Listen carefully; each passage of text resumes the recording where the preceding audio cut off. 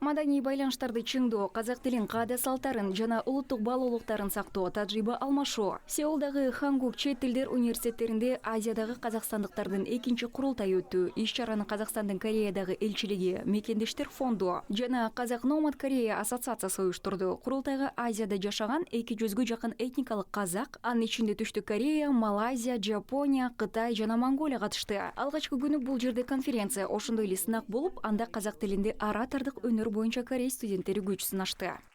Менин атым Жамжеган, мен азыр Хангук чет тилдер университетинин Ортолук Азия кафедрасында казак тилин окуп жүрмүн.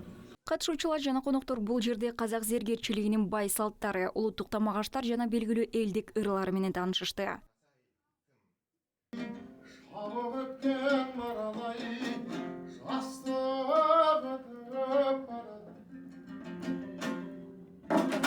Ал эми экинчи күнү курултайдын катышуучулары Нооруз майрамын белгилешти. Программа ыр, аткаруулар, салттуу бийлер жана улуттук оюндар менен коштолду. Уюштуруучулар казактын улуттук кийим-кечек, кол өнөрчүлүк жана тамак-аш көргөзмөсүн даярдашты.